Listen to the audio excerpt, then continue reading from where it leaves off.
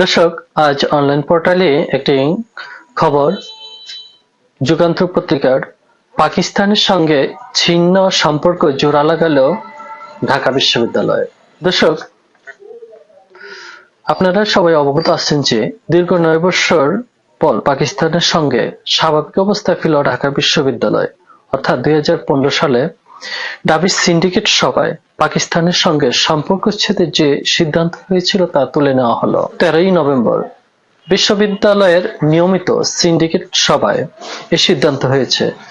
এই সিদ্ধান্তের ফলে পাকিস্তানি শিক্ষার্থীদের ঢাকা বিশ্ববিদ্যালয়ে পড়তে আর কোনো বাধা থাকলো না। আবার ঢাকা বিশ্ববিদ্যালয়ের শিক্ষার্থীরা পাকিস্তানে উচ্চশিক্ষা নিতে পারবেন।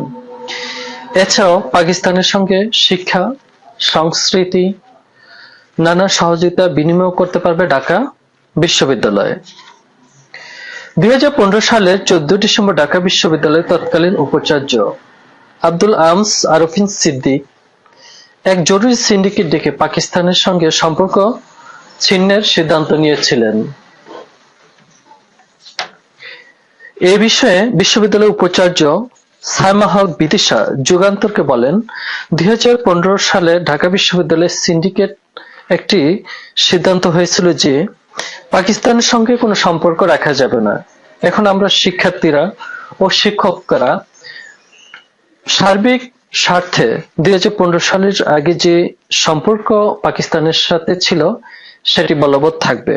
কারণ শিক্ষার্থীরা, শিক্ষকেরা বিভিন্ন কনফারেন্সে যান, বৃত্তির জন্য বিভিন্ন আবেদনের জন্য উপাচার্যের কাছে আসেন, আর এটার ভিত্তিতে উপাচার্য স্যার আজকের বিষয়টা আলোচনা করেছেন এবং সিদ্ধান্ত নেওয়া হয়েছে 2015 সালের আগে যে সম্পর্ক ছিল পাকিস্তান বাংলাদেশের সঙ্গে সে সম্পর্ক এখন থেকে আগের মতোই থাকবে। ছাত্র জনতার আন্দোলনে গত 5 আগস্ট স্বৈরশাসক শেখ হাসিনার পতনের পর আওয়ামী লীগের 15 বছরের শাসনে অবসান ঘটে এবং বাংলাদেশের সঙ্গে পাকিস্তানের সম্পর্ক স্বাভাবিক হয়। এরই ধারাবাহিকতায় সম্প্রতি ঢাকা বিশ্ববিদ্যালয়ের নতুন উপাচার্য অধ্যাপক নিয়াজ আহমদ চৌধুরীর সভাপতিত্বে সিন্ডিকেট সভায় পাকিস্তানের সম্পর্ক পুনরায় স্বাভাবিক করার সিদ্ধান্ত নেওয়া হয়। সিন্ডিকেট সভায় উপাচার্য অধ্যাপক সাইমা হক বিদিশা, উপাচার্য অধ্যাপক মামুন আহমদ সহ সিন্ডিকেট সভার সদস্যগণ উপস্থিত ছিলেন। এর আগে 5 সেপ্টেম্বর বাংলাদেশে নিযুক্ত পাকিস্তানের হাইকমিশনার সৈয়দ আহমদ মারুফ প্রায় 1 দশক পর ডাবি উপাচার্যের সঙ্গে সাক্ষাৎ করেন।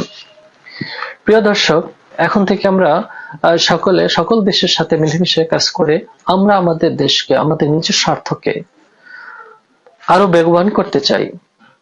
তাই আসুন সবাই মিলে, সবাই ভেদাভেদ ভুলে আমরা আমাদের এই দেশকে গড়ার জন্য একসঙ্গে কাজ করি। দর্শক, আজ এখানে শেষ করছি। সবাই ভালো থাকুন, সুস্থ থাকুন। আল্লাহ হাফেজ।